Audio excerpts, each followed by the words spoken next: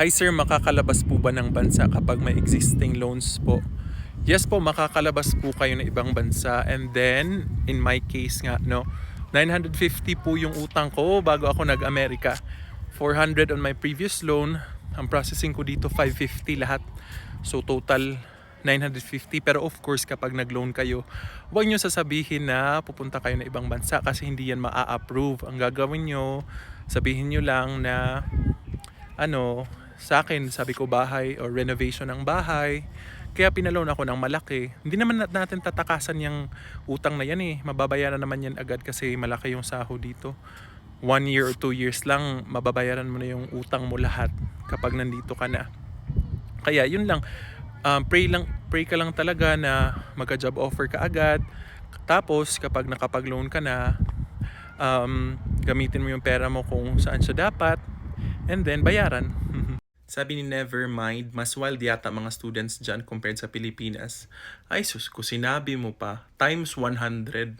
Kaya kung sabihin, yung papunta pa lang ako dito, in-expect ko na makulit. Pero nung nandito na ako, ay super kulit talaga. Super, super. Wala talagang disiplina. Hindi mo sila mabiblame kasi yung parents nila, reflection, diba? Ang mga bata, reflection naman yan parents nila. Yung mga parents nila, wala din pakialam sa kanila eh. Kaya yung mga teacher, yun yung nag-aaruga sa kanila. Kulang sila ng pagmamahal, kulang sila ng pagkikare.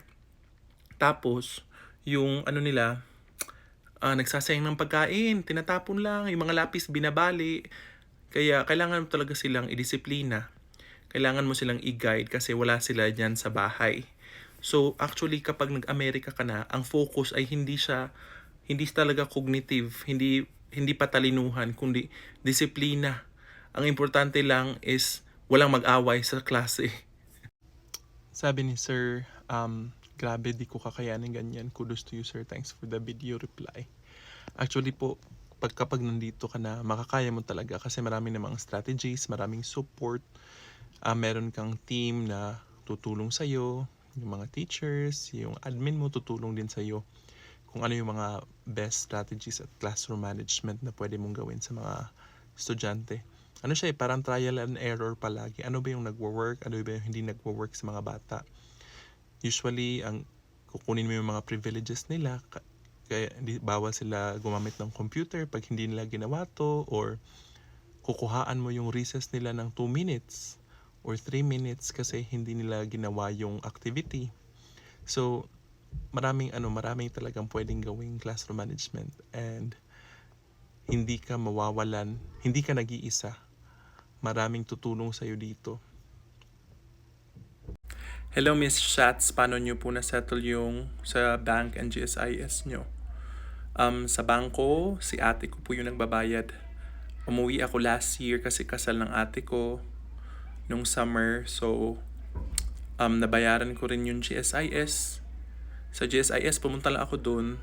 Ayoko sana bayaran pero, nagamit naman natin yung pera. Tsaka in the future, I don't know kung babalik pa ba ako ng Amerika or baka magtrabaho na lang ako sa Pilipinas. We don't know what the future holds. So, at least bayad na yung mga utang natin sa GSIS. At, may benefits ka pa rin makukuha. And then, okay talaga yung iba. 15 years in service sila bago sila nag-abroad. Yun, may talaga yun sila, retirement. Tsaka bago kayo umalis, dapat meron kayong power of attorney. Yung papipirmahan nyo kung sino yung taong maglalakad ng mga papeles nyo. Ang pinakakinatatakutan ko mag-abroad ako is I don't wanna lose myself in the process, no? But what happened is I was able to identify myself as a teacher and as a human being nung nag-abroad ako. Gusto ko pa rin makapag-serve ng Filipino children in the future. Yung iba kasi ayaw na umuwi ng Pilipinas, no? Nabaliw na sila sa Australia, nabaliw na sila sa Amerika, yung ibang vloggers. Pero para sa akin, yung mga branded things na ma-afford mo dito, it's just all temporary. Kahit yung pera na nakukuha mo dito, temporary lang yan. Everything is pinahiram lang ng Diyos. At kung gusto niyang bawiin yan, babawiin niya yan sa'yo. Kaya pag tumatanda na tayo, parang mas okay pa rin yung simple life, malapit ka sa family mo, and then at the end of the day, hindi naman maaalala ng mga tao kung ano yung mga gamit mo. Ang maaalala nila is paano ka naging mabait na tao, paano mo sila natulungan, paano mo sila na-inspire. Kaya, yun talaga, that's what I believe as a person. Hello po, KD. Teacher, how did you cope up with homesickness? Nagka-anxiety ka, teacher? Opo, kasi homesickness hindi talaga mawawala, no? Everyday mo maiisip yung Pilipinas. Pero kung iisipin mo din, mahirap yung process papunta dito. So, you have to stay. Dapat mabawi mo yung nagastos mo kasi malaki yung loan para makapunta dito. Kasi mas komportable ka talaga sa Pilipinas, mas mabait ang mga estudyante. Pero kung iisipin mo rin, no, para kang ang dami mong iniisip na kakalito. Pero sa amin nagbi-video okay na lang kami, nag-hi kami para hindi namin maisip yung Pilipinas. Sa anxiety naman, J1 tayo. Hindi tayo pwede mamili ng ibang trabaho. Teacher lang talaga tayo. Yung ibang nasa abroad, pwede sila mawalan ng trabaho kasi pwede sila mag-apply ng iba. Tayong J1, yun yung anxiety sa atin. Kailangan natin mag-teach kahit napaka-challenging. Now nga na ako sa abroad, no, nothing has really changed. I'm still the same person. I still want the same simple things. Pero what happens is nag-iiba yung ano mo, yung environment mo.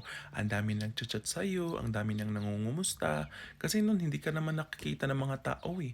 Ngayon, ang dami nang nagko-comment sa Facebook na alam mo naman hindi ka pinapansin before. Yun bang, ganito pala, no? Parang siguro sa iba lalaki yung ulo nila kasi you're being praised, you're being, ganito, ganyan. Pero para sa akin, alam ko kung sino yung genuine na mga tao na nagko-comment, sino yung genuine na nangungumusta sa akin. Kasi, um, that comes with, no, yun bang parang naging successful ka na ang dami ng tumataas yung respeto ng tao sa iyo, especially sa Filipino culture. Which is sad din kasi, di ba, hindi naman basehan yung career natin para respetuhin tayo. It's always our kindness. Hello, Ma'am Ellen, Pehana Bohol. Ang sabi ni Ma'am, Sir, anong ibig sabihin ng external application at internal application? So usually nakikita natin to sa human resource or sa website ng applications or vacancies. And then, ang external application ay kayo po na wala pa dito. So, external applications, ano yung mga teachers, mga kailangan nila, like English, music, math. Ang internal application naman ay yung mga teachers na nasa school na or nasa district na. So, for example, ako, isa akong special teacher, gusto ko mag-apply. Ang internal application ko pwede ang after school or summer school na pwede akong mabayaran ng extra kasi internal applicant ako or gusto ko bang mag-transfer ng ibang grade level. So, yun po yung internal at external application. Hello po, Sir Alex Flores Misa. Ang tanong po ni Sir, anong tawag niyo po sa TLE teacher, Sir? So, yun nga parang napapaisip tayo kasi ako, MAPE and TLE teachers, we might be thinking na parang walang opportunity para sa atin dito. Pero honestly, it's still a need. Kahit sabihin natin hindi sila in demand, pero kailangan pa rin sila ng schools. So, if kilala nyo si Mick Yat, no, vlogger and J1 teacher sa USA, sikat yan siya na TikToker. She was a TLE teacher. So, ako, MAPE. So, maraming opportunity para sa atin dito. Ang tawag sa atin ay electives. Sa electives or specials, doon mga bata pipili kung ano yung gusto nila matutunan. Music, art, PE. Sa TLE, pwede ka magturo ng computer o iba pa. Kaya wag mawala ng pag-asa. Patuloy pa rin na pag-apply dito sa USA as J1. Hello, Ma'am Cindy Mar Mahinay. Ang comment ni Ma'am, kung may pera or means of living ka po here sa Philippines, would you still go abroad? I would say, kung may pera kami, like mayamang-mayaman kami, I would not go abroad. Tingnan mo yung mga artista, mga businessman. Nasa Pilipinas lang sila kasi marami silang pera. In my case, mahirap lang talaga kami. Wala kaming mga lupa. We have no family business. So, the goal here is yun na, makapagpundar, makaipon, makagawa ng bahay in the future. And then, if you're still, struggling or confused, pray for guidance talaga. Pray for guidance. And you have to reflect and ask yourself, what are you willing to sacrifice? Kasi, may isang aspect talaga sa buhay mo na mawawala kapag nag-abroad ka, which is time with your family.